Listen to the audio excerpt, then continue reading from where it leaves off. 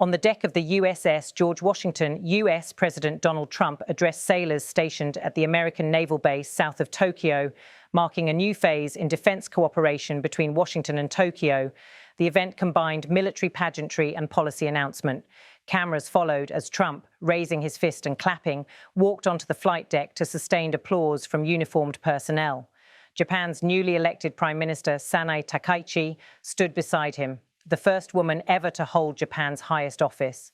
The visit underscored both symbolism and substance, a show of alliance strength, but also a concrete weapons delivery. Trump opened with characteristic confidence, praising the economic success shared by both nations. This woman, the Japanese Prime Minister, is a champion, he said. Their stock market today and our stock market today have reached an all-time high. That means we're doing something right. Applause followed from hundreds of US Navy personnel positioned across the carrier deck. The US president then described the partnership between the two countries as unique in modern history. The treasured alliance between the United States and Japan is one of the most remarkable relationships in the world, Trump said. Born from the ashes of a terrible war, our bond has strengthened over 8 decades to become the magnificent friendship we have today. It is a foundation of peace and security in the Pacific. Trump's words reflected both continuity and escalation.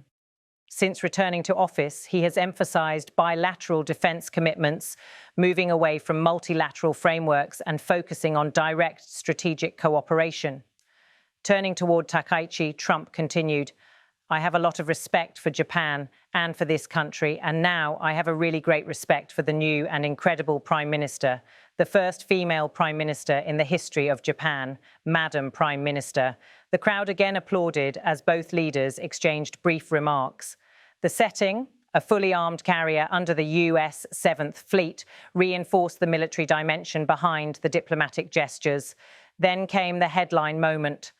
"And I'm delighted to announce that I've just approved the first batch of missiles," Trump declared, his tone half boastful, half ceremonial. "You saw a few of them come down with me. I hugged them. We need them. They're the best in the world. Nobody has them like we do. Everybody wants our missiles. That's the problem. But this is the first batch of missiles delivered to the Japan Self-Defense Forces for Japan's F-35s, and they're arriving this week, so they're ahead of schedule. I just wanted to tell Madam Prime Minister."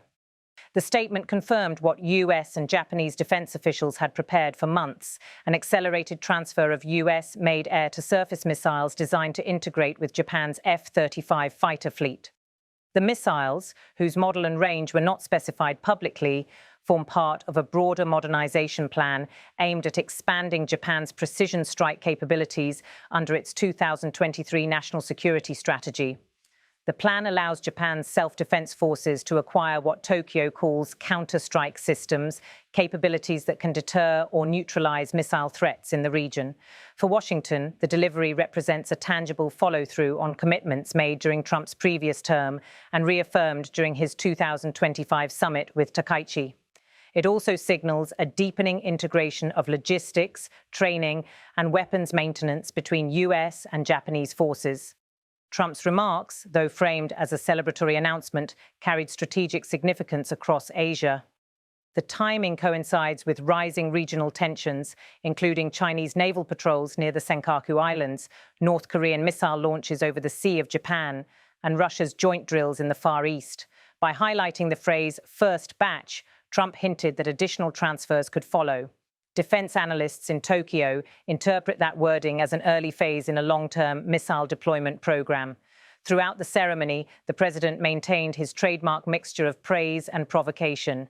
He described US weapons technology as unmatched, repeating, "Nobody has them like we do," a line that drew laughter among service members, but also underlined Washington's intention to remain the leading arms supplier to allied nations in the Indo-Pacific. Prime Minister Takaichi, standing to his left, nodded as Trump spoke. While she did not deliver prepared remarks at this appearance, Japanese government officials later confirmed that the missiles will be deployed under the country's existing self-defense framework, in compliance with constitutional constraints. The event capped a week of intense diplomatic coordination. Trump had arrived in Japan following trade and investment talks in Tokyo, where both governments finalized terms for a $550 billion Japanese capital commitment to U.S. industrial projects, described by Trump as seed money for American manufacturing revival. At Yokosuka, however, the tone shifted entirely to defense. The speech mixed personal rapport and policy declaration, an attempt to frame the Japan-US relationship as both an economic and military partnership rooted in mutual trust.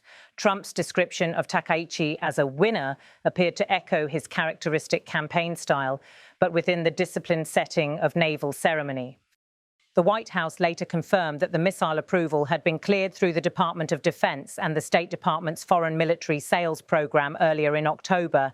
The transaction, officials said, was consistent with congressional notifications already submitted under U.S. export law.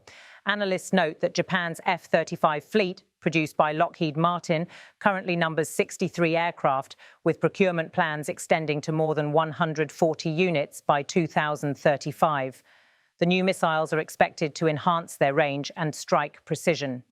In his Yokosuka remarks, Trump made no reference to specific regional adversaries.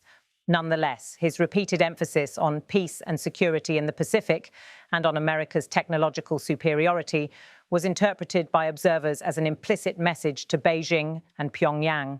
For Tokyo, the optics were equally important. Having the US president announce missile deliveries alongside Japan's first female prime minister on an American carrier sent a signal of continuity that Japan remains firmly embedded within the US security framework, even as it expands its own defense posture. As the ceremony concluded, Trump waved to the crowd of sailors, shook hands with commanders, and descended from the stage. The military band resumed playing as the two leaders departed towards separate motorcades on the pier below. Defense officials later said the missiles were already en route from a Pacific logistics hub and scheduled to arrive ahead of the projected timeline. The announcement comes amid an ongoing US push to strengthen defense ties with Indo-Pacific allies, including Australia, South Korea, and the Philippines. Washington's strategy aims to reinforce regional deterrence through arms sales, training programs, and shared technology systems. In Tokyo, the Prime Minister's office released a brief statement reaffirming Japan's unwavering commitment to regional stability and joint security operations with the United States. No additional details were provided regarding deployment sites or quantities. Regional media described the delivery as a milestone, Japan's first major missile import since the 2023 defense reforms, when the Diet approved expanded budget allocations for offensive systems. Japanese officials emphasized that the missiles will be used strictly for defensive purposes and in coordination with US command structures. US Navy officials at Yokosuka highlighted the event as an example of seamless cooperation between two naval forces that train and operate together daily. Throughout the address, Trump maintained a tone of personal affinity toward his Japanese counterpart. "We've become very close friends all of a sudden," he remarked, linking shared economic success to strategic partnership. That phrase was widely quoted in Japanese media as evidence of the leaders' chemistry and as a public endorsement of Takaichi by Washington. The Defense Ministry in Tokyo confirmed that joint testing and integration procedures with US advisors would begin immediately upon arrival of the missiles. In Washington, Pentagon officials described the transfer as part of a wider series of deliveries to strengthen Japan's air and maritime capabilities under existing treaty obligations. While no timeline was given for subsequent batches, Trump's reference to hugging the missiles, a moment that drew laughter aboard the carrier, was replayed on television networks as a symbolic expression of confidence in US manufacturing and military output. The USS George Washington has long served as a floating emblem of the US presence in the Pacific. Stationed at Yokosuka since 2008, it supports the 7th Fleet's operations spanning from the Philippine Sea to the Korean Peninsula. Hosting a presidential address aboard its deck underscored the carrier's status as a symbol of bilateral security commitments. The speech was broadcast live on Japanese television and streamed on official White House channels. US officials later said it was intended not only for domestic audiences, but also for allied partners in the region. Trump's delivery style was measured but energetic. He often gestured toward the rows of aircraft behind him, a visual reminder of American industrial capacity and military reach. Defense analysts observed that by placing the announcement within a military setting, rather than a press conference, the president emphasized operational readiness and immediacy. The message was clear. The US-Japan alliance is not only symbolic, but armed and active. In closing, Trump reiterated his admiration for the naval aviators present, praising their skill in carrier operations and referring to them as the best pilots in the world. He saluted before departing the stage, a gesture mirrored by the assembled sailors. As the national anthems of both countries played across the deck, the two leaders stood side by side, framed by the American and Japanese flags. The moment captured the essence of their message, a renewed and operational partnership anchored in military strength and mutual commitment. The delivery of the first batch of missiles to Japan's self-defense forces is expected to be completed within the week. Subsequent coordination and testing will follow under joint command guidelines between Tokyo and Washington. With that, the day's event at Yokosuka concluded, a brief ceremony that signaled a significant step in the strategic alliance between the United States and Japan.